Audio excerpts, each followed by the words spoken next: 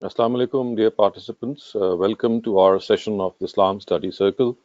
I will read out the Quranic verses that we have to study today. These verses have been picked from the 75th surah of the Quran, which is Surah Qiyamah. And the title that I've given these verses is Human Conscience and the Day of Judgment. So the verses begin like La uqsimu bi yawmil qiyamah wa la uqsimu bin nafsil lawwama. أيحسب الإنسان أن لن نجمع عظاما بلى قادرين على أن نسوي بنانا بل يريد الإنسان ليفجر أماما يسأل أيان يوم القيامة فإذا برق البصر فخسف القمر وجمع الشمس والقمر يقول الإنسان يومئذ أين المفر كلا لا وزر إلى ربك يومئذ المستقر ينبأ الإنسان يومئذ بما قدم وأخر بل الإنسان على نفسه بصيرة ولو ألقى معاذيره. By no means I present the very day of judgment as evidence to it, and by no means I present as the rebuking soul evidence, the soul within you as evidence. Does man think that we shall not be able to bring together his bones? Why not? We can put together the sections of his very fingertips or of his fingers. In fact, man wants to be mischievous before his conscience. He asks when will the day of judgment be? But on the day when the sight is dazed, the moon eclipsed, and the sun and the moon are brought together, he will say, whither to flee? No, there is no refuge now. Towards your Lord, that day is the resting place. On that day, man will be informed what he sent forth and what he left behind. In fact, he himself is a witness upon his own self, however much he may put up excuses. So, dear viewers, basically, these verses are substantiating the day of judgment. The fact that there is going to be a day of judgment is something which these verses say is so evident that our own soul, our own conscience bears witness to it. And just before I explain this, let me just explain a small grammatical point here.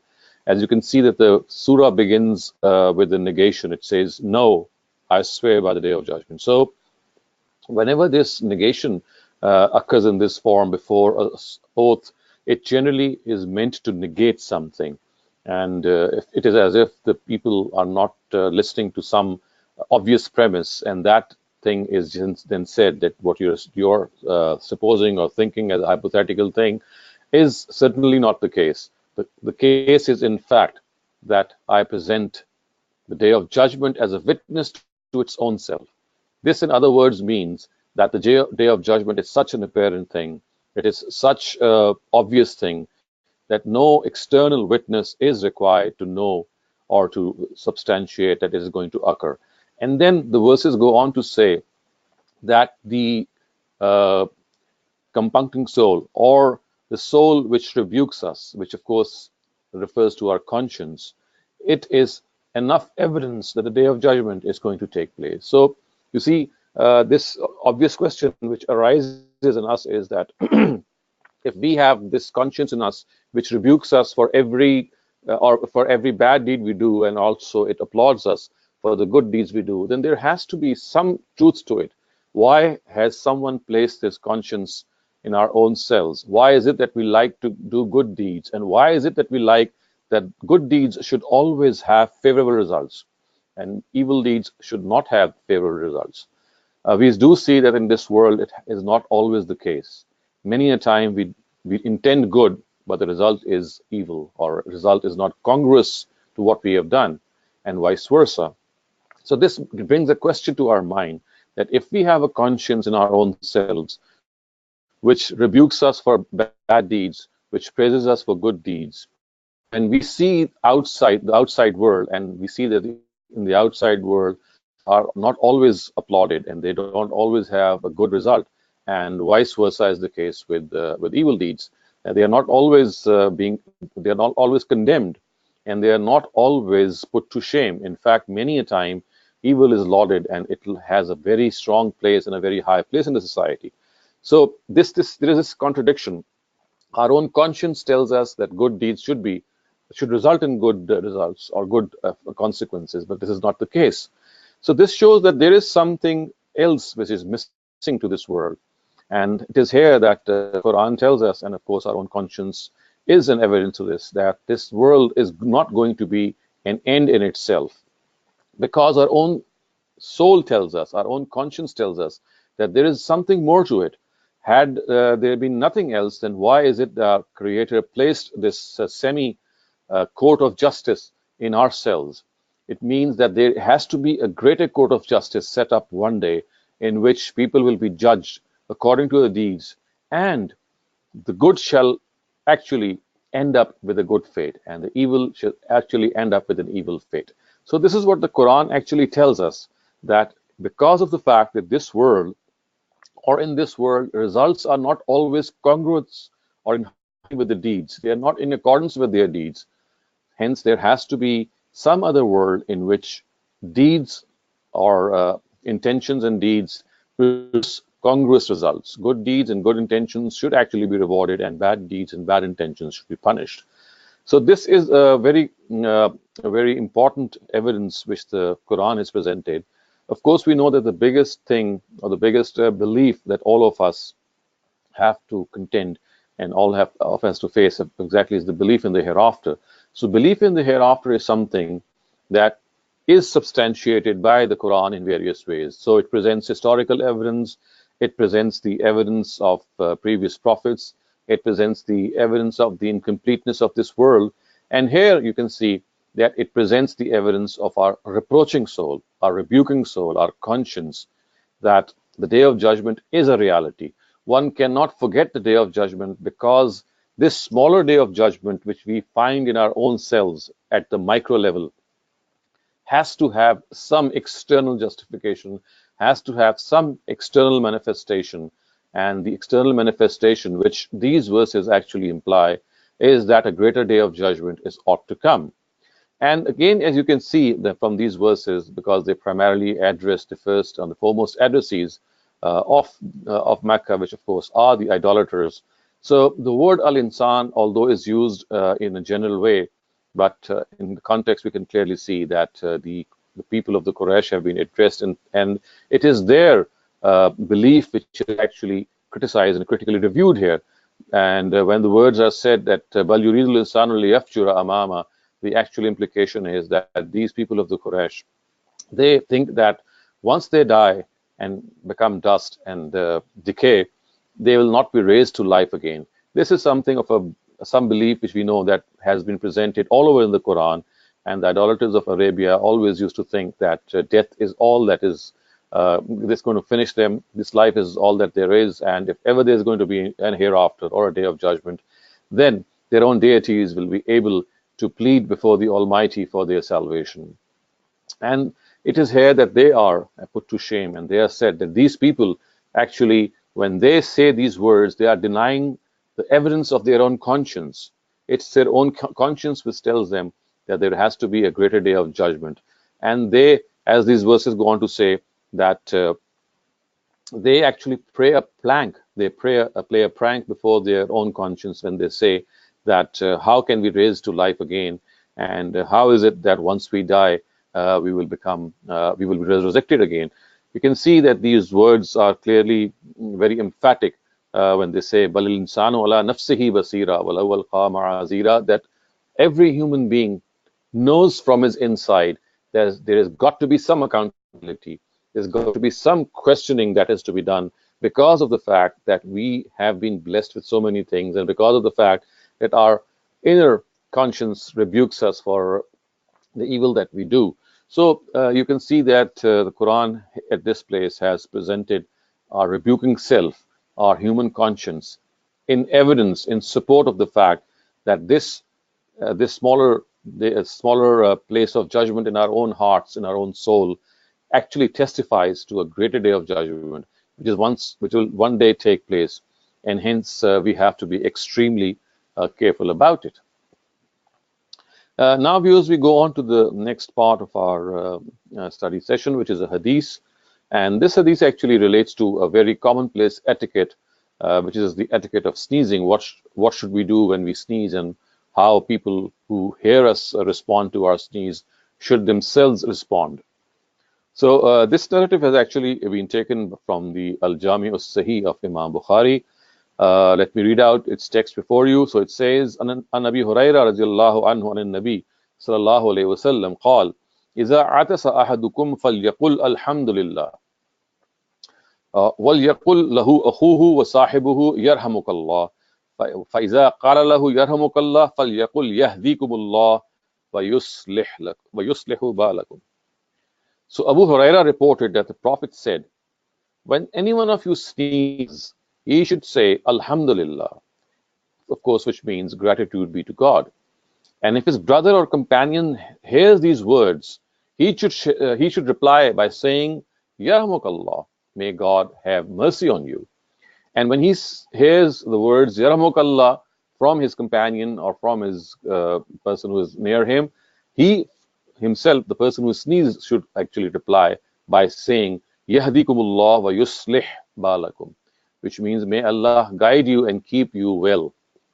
So this is something, dear viewers, wherever we are, especially followers of Abrahamic religions, they know that at this disruption of our body in which we sneeze is such a big relief to us, because all of us know that once this sneezing procedure or this sneezing has ended, we find a very big relief in our bodies, and it is on this big relief that we thank the Almighty and we say Alhamdulillah. And this, such strong is this tradition, and such all-pervasive is this tradition, that we find that all Abrahamic faiths actually vouch for it. And whenever we see people sneezing, other people of Abrahamic faiths, all of us might have very commonly seen that they say "bless you," which of course is the same as Alhamdulillah. And it's just the words which are different. We say these words in Arabic. Otherwise, it's exactly the same tradition which we follow. And the reason is that we thank God even for a thing as small as a sneeze. It might look very small, but in fact, it is a very, very huge relief, because the disruption which comes about in our body. Imagine if we are not able to sneeze. Imagine if our sneeze gets stuck. It will be such a big issue for us. We will be really, really constrained and very, very disturbed in our routine. So when we give up the sneeze, when we let out the sneeze from us, it gives us this big relief. And it is on this big relief that we thank God that He made this possible, which of course emphasizes the fact that thanking God even on small things or things which are similar in nature is only befitting for human beings. Whenever we come across some blessing of the Almighty, because ultimately, of course, all blessings are, the source of all blessings is God. At times, these blessings reach us through other means, for example, through our parents, maybe through our various gadgets. But if you work back, you can ultimately see that all these have actually resulted because of that God-gifted intellect which the Almighty has given us. He has given us this intellect to produce things, to invent things. He is the being who has given us our parents, and hence if we receive any benefit from them, ultimately its real source is the Almighty Himself. And then look how the Prophet has actually told us that this etiquette is such a beautiful etiquette in our society, that when a person says Alhamdulillah when he sneezes, a person who might be near him, maybe a man or a woman or anyone, he is expected to respond to this Alhamdulillah by saying Yarhamukallah, may God have mercy on you. So you can see that if a person says Alhamdulillah, praise be to God, and in return, the person who is his companion, he or she says, may God have mercy on you, the ties of mutual fraternity, the ties of mutual friendship, the ties of mutual concern, they get stronger. And whoever is in our company is actually requested or asked by the Prophet to reply by these words, Yarhamukallah. And then you can further see that the Prophet has prescribed that when that person says Yarhamukallah, the first person, who is the person who actually sneezed, he is requested to say Yahdikumullah wa yuslih balakum, may God guide you and keep your affairs well and tidy. So you see this mutual exchange of greetings, this mutual exchange of connecting to God is so apparent in this small phenomena which we call sneezing, that we can clearly see that the Almighty wants us to connect to Him through these words, and also to connect between us ourselves by replying and responding to these words, and which actually tell us that how concerned we are when we see our fellow human being relieved from a stress. And when he says or she says, Alhamdulillah, and we respond by saying, May God have mercy on you, it's a mutual exchange of supplication. It's a mutual exchange of praying for each other that has taken place.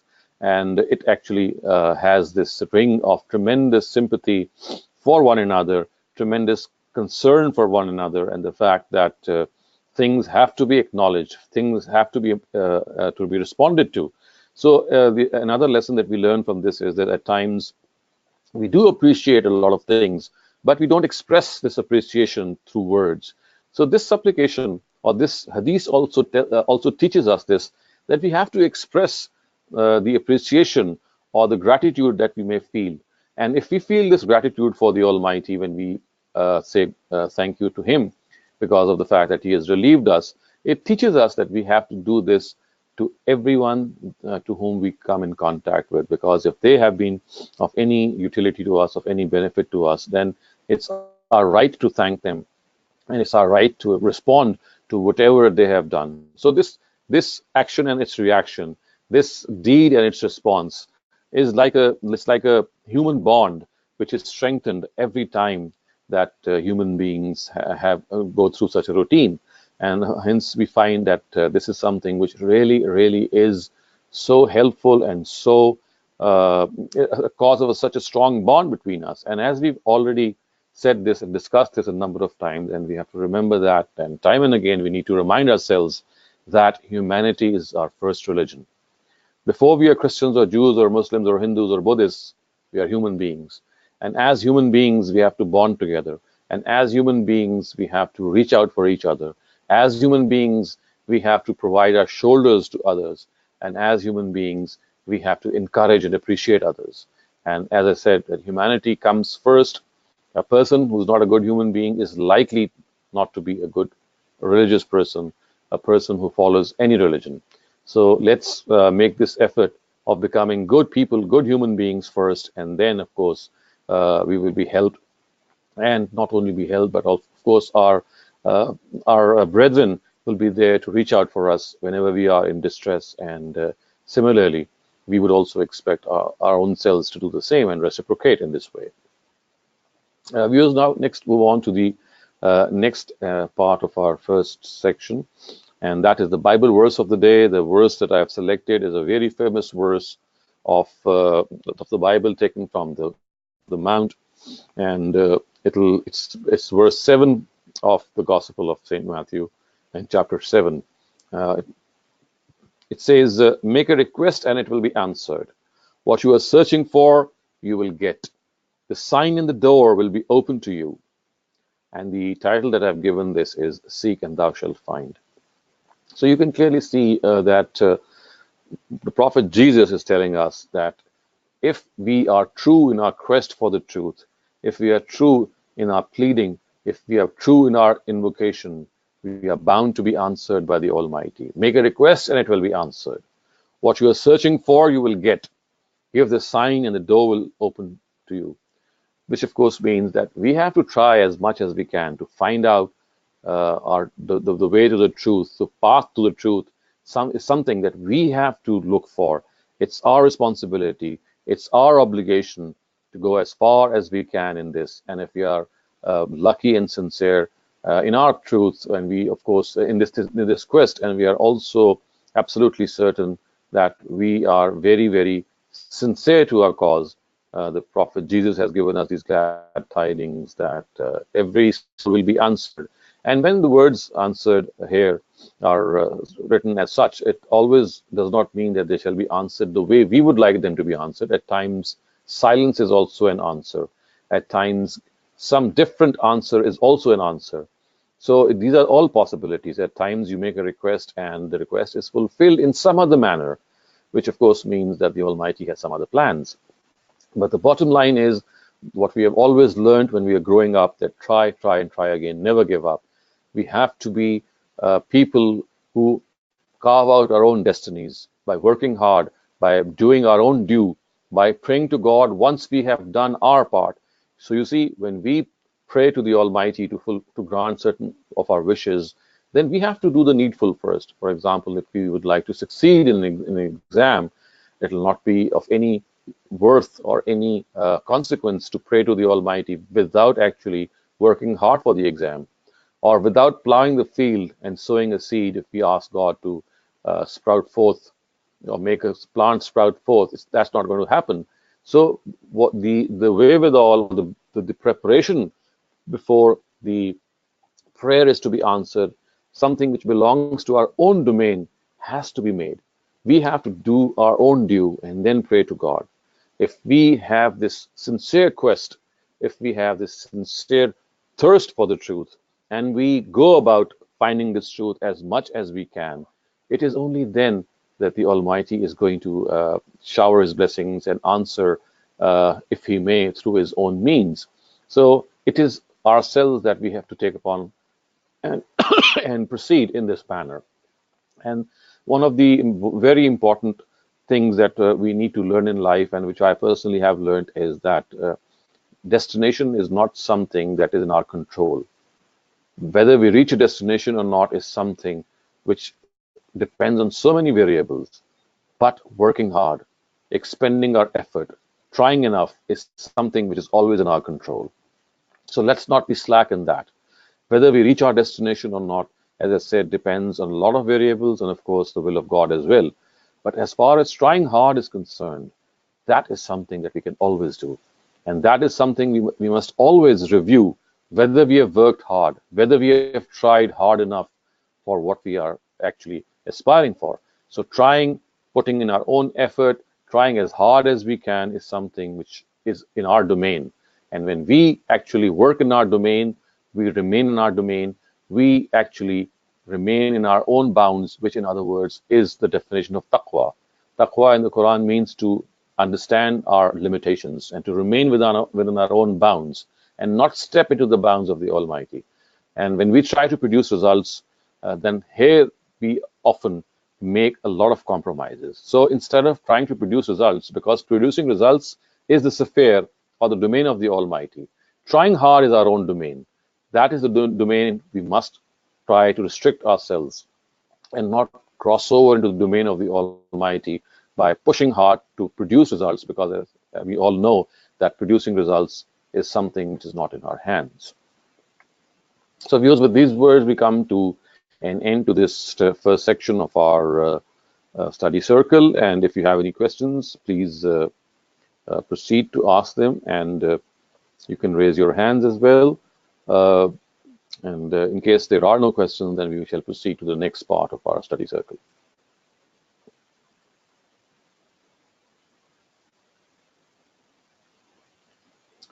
So I see Yasin Fahad Sahiba.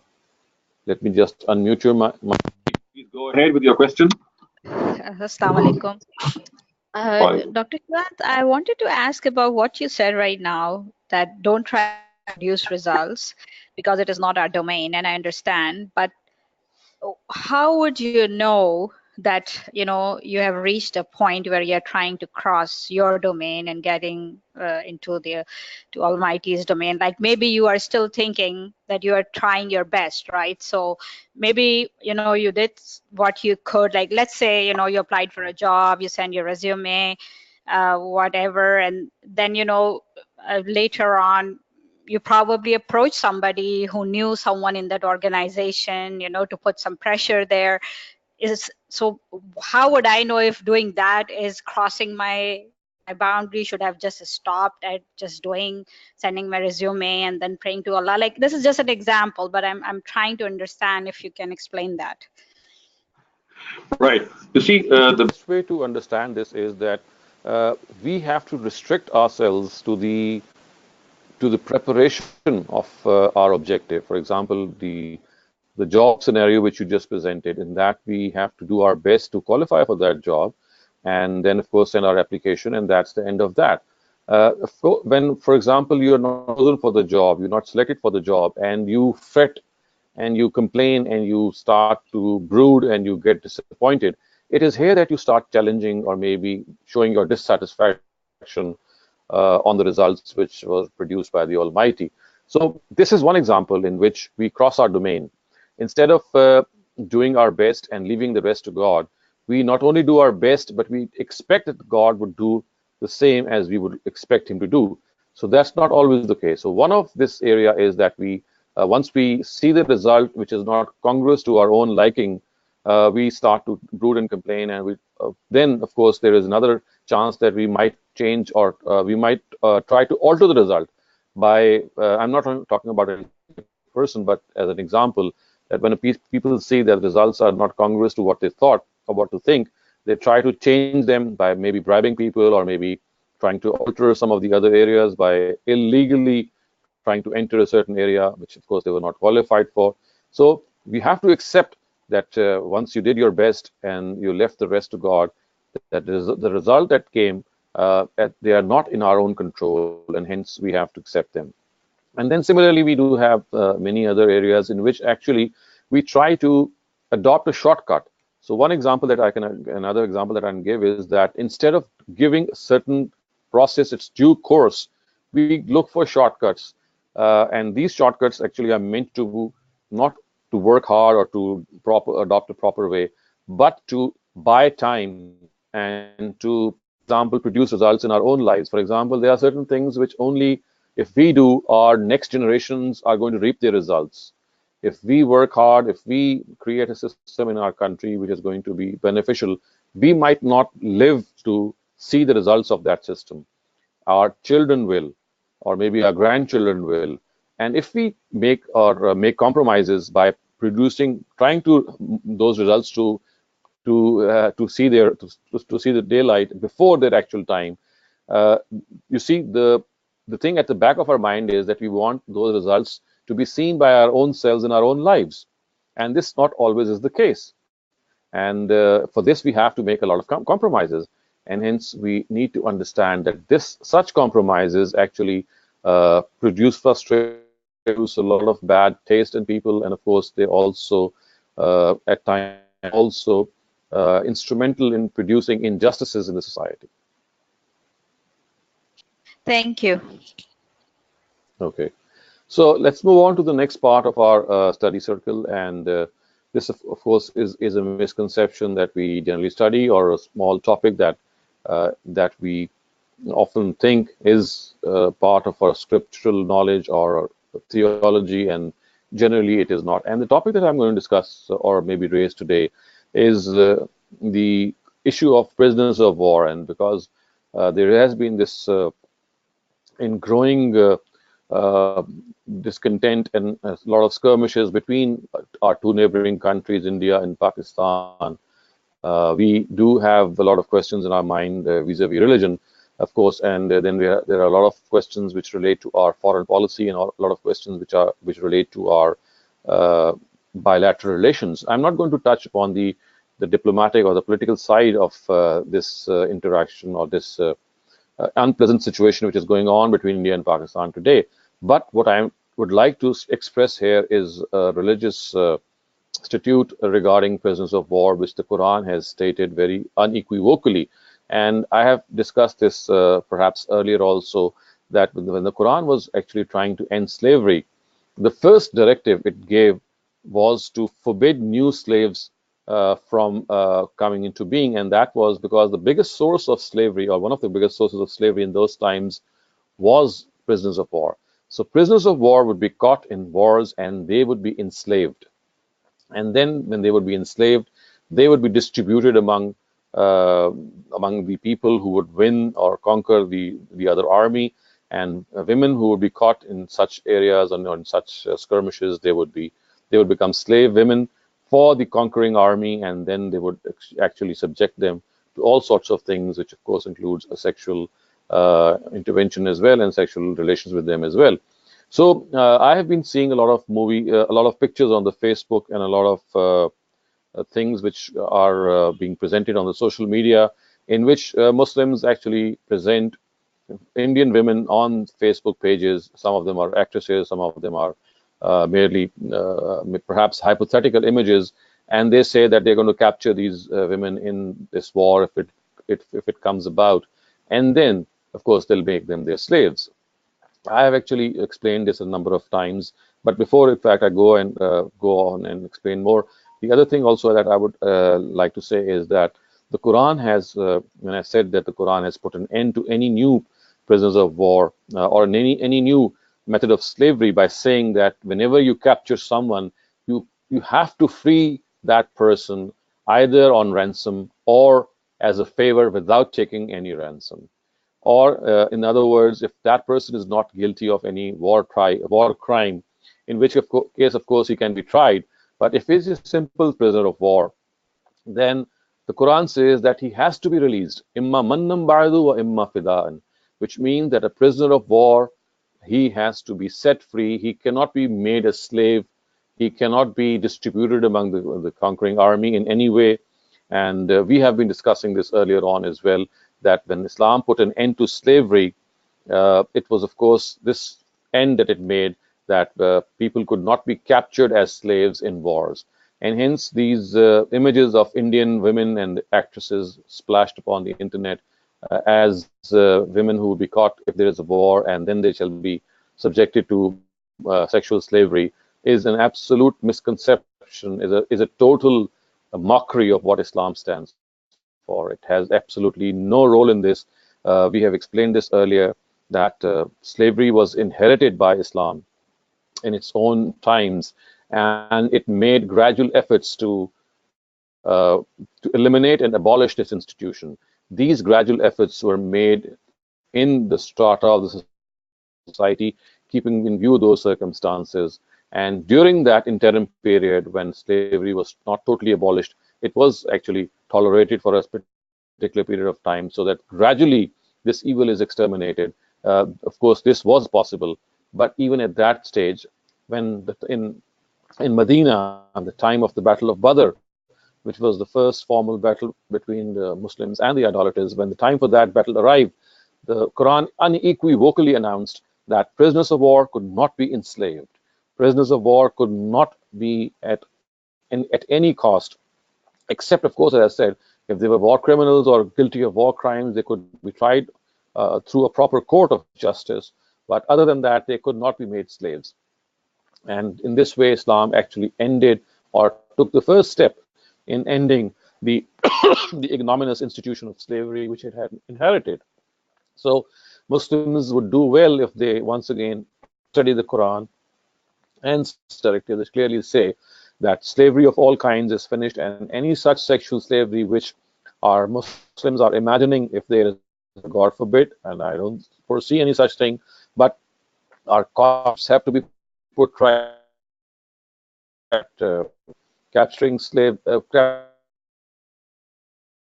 indulging in sexual relations with them is something which is condoned by religion, then we are absolutely mistaken. In fact, we are totally mistaken, and we must reform our concepts. We must put them in line, bring them in line with the Quran. And the Quran has, in the very end, when slavery was abolished or was totally outlawed in the land of Arabia, had said that every slave man or woman who wanted to liberate himself or herself by actually vouching for the fact that he or she will not become an economic burden on the society, has to be set free. The words of the Quran are fakatibuhum. Mukatabat has to be done with them. Mukatabat is a contract between the slave and the master, in which the master sets free the slave on the condition that he or she will not become an economic burden on society and will earn for himself or herself. And of course, this was a this was something of a ticket towards emancipation, which the Quran itself handed in the hands of the slaves. So, with these words, I'd like to make this clarification that any entertainment of this in wars and then make them their slaves is absolutely misplaced, and it's a big misconception. And we must try to resolve this misconception at our own levels. So, with these words, if you have any questions, please go ahead.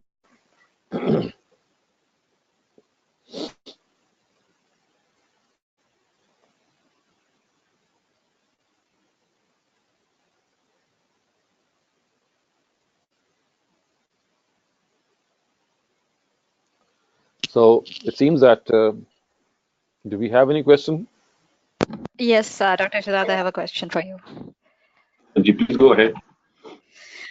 Just wanted to ask, one of my friends, she is having the Ayat Karima with for her daughter. I know you have talked about it before, and I don't want to go and attend, but like, how should we deal with it? Like, I feel bad not going and being there for her, but then on the other hand, I don't like, I told her that, because I'm not comfortable with this whole idea, I won't be there. And then, but you know what I mean? Like, she's a friend, she understands, but sometimes it's relatives and it's much Right. more sensitive. So how we approach the issue, Yeah. like, So you see, the best way to respond to all such Things is, of course, when the event is going to happen, that's not the right time to present your own opinion. In normal days, because this is something of a very commonplace tradition amongst Muslims that they do this Ayat Karima reading and read it over and over again, thinking that this is going to be a remedy for the sufferings or maybe a remedy for some of the problems that they are facing. You have to ask them that where have they obtained this practice from? And you know what? More often than not, it will end up, this discussion will end up by simply saying, oh, I heard it from my parents or my dadi or my nani or maybe from my uncle or aunt. Because there is no such thing found in our original sources, neither in the Quran nor in any authentic hadith which says that Ayat Karima, if it is read over and over again, it's like a remedy to some of our problems. There's no such thing found anywhere in our sources. So the best way is to politely ask people in normal situations that this Ayat Karima, the way we read it, and it has become a fashion and a custom in Muslim societies, we need to ask this question to our own selves that where has this practice originated, because it's not found in the earliest sources of our religion, and we actually should confront that person in a very polite way and ask him or her to find out that where this has come from. And if there is some origin, then the thing is that he or she should come up with a Quranic verse or a hadith narrative which tells us that reading the Ayat Karima is something of benefit to all of us. yeah, So it's and like, you're right. Because you mentioned that before, I did tell her that the Ayat Karima, if you look at the translation of it, it has nothing to do with the Shifa, because her daughter is, ever since she's born, she's in hospital for last 5 months. So I told her, if you want to do something, make dua for her that would Mhm. have the Shifa aspect in it. And she's okay, she understands, but her dad wants it to be done, so she's doing it. But like, my concern was more like, how would you excuse yourself? Like, in this case I was okay because she's a friend and she understands, but I know my very close relatives do it too. And I just fear that one day they will ask me to come and they might be very upset if I say Well, I don't if want you, to be. there's no harm in going. you can always go there. You can just sit there maybe and make dua your own self, but you don't have to participate in the ceremony. I mean, people, if they are reading, you just go and sit there silently, maybe read some of your own duas, because if you're there, it might be a means of consolation or sympathy for them. So going there and sitting there is, I think, is not a problem. The only thing is perhaps you should not participate in that reading out, and instead you can do your own dua if that can help them. Okay, that's good. I think that's a good way of handling it. I was just worried if we should be there or not at that point in time, like, Yeah, there's no harm in being there. If you're not, you've already conveyed that orally to her, and now that you're going is basically uh, for sympathizing with her. So there is no harm in going there and reading something of your own. Okay, thank you so much. So I Dr. have Shehzad, Rafia can I? Faida Sahaba. Yeah, Dr. Right, Shehzad, yeah, I have one or two please go on. questions. Yeah, my first Right. question is, if Allah sent the same deen through Prophet Sallallahu Alaihi Wasallam and Prophets Nuh, Ibrahim, Musa, and Isa, then why do we have so Hmm. much differences in our belief? And the second is that was the Sharia during the Prophet Sallallahu Alaihi Wasallam time only for the Muslims? This is one question, and then I have another question after that, if you don't mind. Okay. So as far as religion is concerned, of course, the Quran itself is very clear in many of its verses when it says that it sent the same religion to all the prophets of God. And in Medina, in the loyal Islam, religion has always remained as Islam, whether it was presented by Adam or Noah or by Jesus or by Moses or by Muhammad. All of them presented Islam, and all of them basically are religions which God sent forth. And this is why we have been asked to believe in all prophets of God, because they brought the same religion. The only thing is that some of the areas of the previous religions, they got distorted, especially in their historical aspects. Even today, if you study the Torah, for example, the book of Deuteronomy, which is of course called the Revised Canon, you'll find that what is written in it is very, very close to the Quran. Of course, it's a translation of the original work, but even then, it is very close to the Sharia, and of course, the other things which are presented in the Quran. And there are very minor differences. Fact that this religion was meant for all of us, starting off in Arabia, is apparent in the Quran, and it says that it has been sent not only to the idolaters but to all other denominations. The people of the book who were there, the Christians and the Jews, it was meant for them as well. And it was to them that the Prophet presented religion. We know that in Mecca he presented this religion to the idolaters. In Medina, his addressees were the Jews and the Christians, or the people of the book. So they were equally liable to accept it. And the only excuse they could have had was they were still trying to understand it, and to a certain extent. But that too, in the case of the prophets of God, especially the God's messengers, they are, because they are uh, destined to deliver the truth in a conclusive way, such that the addressees are left with no excuse to deny it. They are made absolutely clear, and their own conscience bears witness to it. It is then that the prophets of God or messengers of God at times deal harshly with their addressees when they deny the truth deliberately. So, yes, the answer to the second part of your first question is that every person who was there in Arabia, of course, there were three types of people who were there: were the Jews, the Christians, the idolaters, and to some extent the Sabians, who were there in a minority. So all of them were obligated to obey the new religion brought by. Of course, the word "new" here does not mean new; it means a fresh version of the original religion, which had become distorted and interpolated, was revealed. The second question was that the Sharia which the Prophet brought, was it only for the Muslims or did it apply to everybody So, else?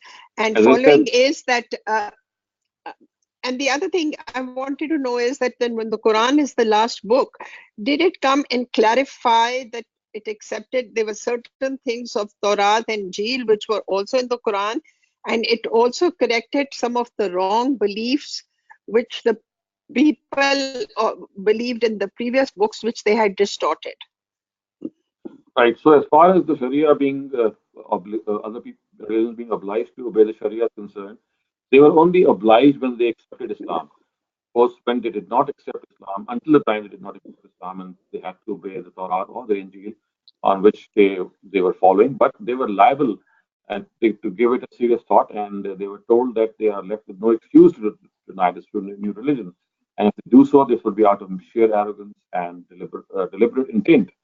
So yes, they were liable to follow the new religion. Of course, the only exception was during the time of that presentation, in which they were trying to understand this stance of Islam. And as far as your second question is concerned, yes, again the answer is that we have to be very selective and choosy in this regard. And as far as religion is concerned, it was the same. And if there was a difference between any of these institutes, as I said, it was primarily because of the preservation of scriptures. Previous scriptures had not been preserved in their original language, and the reason also is very apparent, and that was because prophets of God were continuing to come because of the fact that on the Prophet Muhammad religion was going to end. So therefore, the final message of God had to be preserved because no further prophet was coming, so that if there was any correction to be made, he could have made it. So that is why the Quran was preserved as the last book. Yeah, can I ask one more question, please? Yes, please go ahead. My question is that am I correct in understanding that if there is a case in the court in the Islamic society, two women are required as witnesses compared to one man. Is why is that? Is this because women are less intelligent, or is there something else in this? So I think we've discussed this many times before as well, but I'll just summarize my answer once again that at no place in the Quran does it say that for criminal cases or for cases in which testimony is required, that there's going to be any difference between a man and a woman. This is not the case anywhere in the Quran. As far as testifying as witnesses in a criminal case or in any case in which a woman is present as a witness, there is absolutely no difference between a man and a woman as long as a judge is satisfied with the testimony. The case which the Quran mentions is entirely different, and that is when the selection of a witness is your own choice. So there is one case in which circumstances select the witness. Of course, when there is a crime, circumstances select who is going to be there.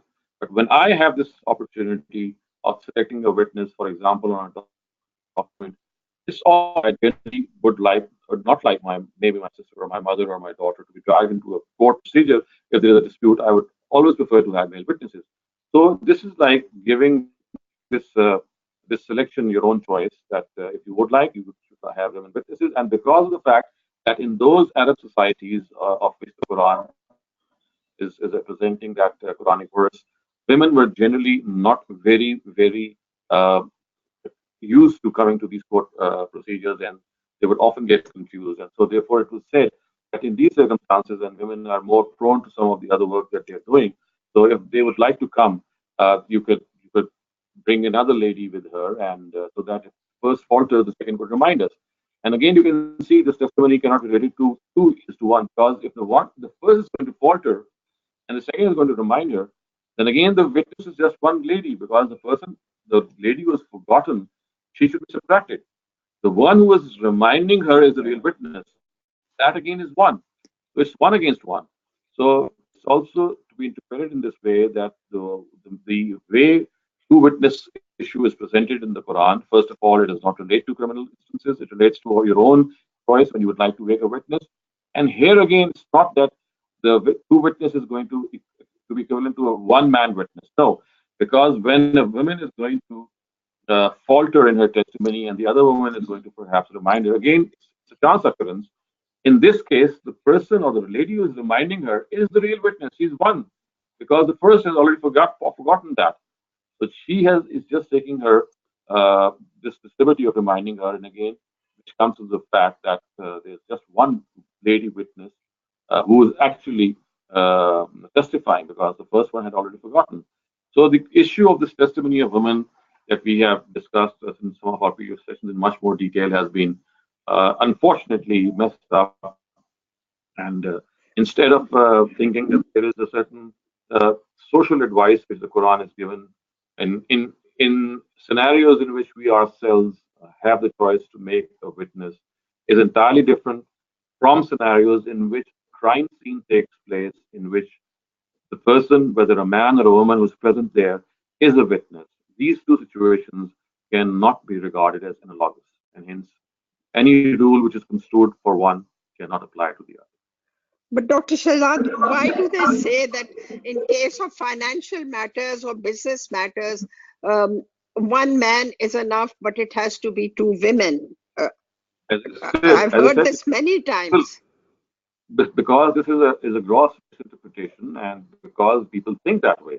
As I said, the verse itself says that if the first lady forgets, then the second is going to remind her, which of course means that the decision of the court, if there is a problem, is going to be made on the basis of the second woman, because she is the person who reminded her. She is the decisive lady.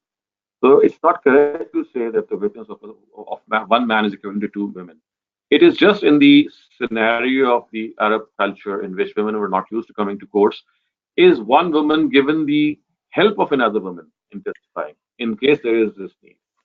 And this is a commonplace misconception of in which we generally think that two women are equivalent to one man as witnesses in financial transactions. Thank you. I understand it. Thank you.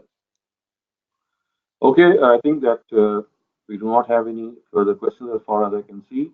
And so let's uh, bring an end this session. And inshallah, we'll see you next Saturday, the same time. And until then, it is Khuda Hafiz.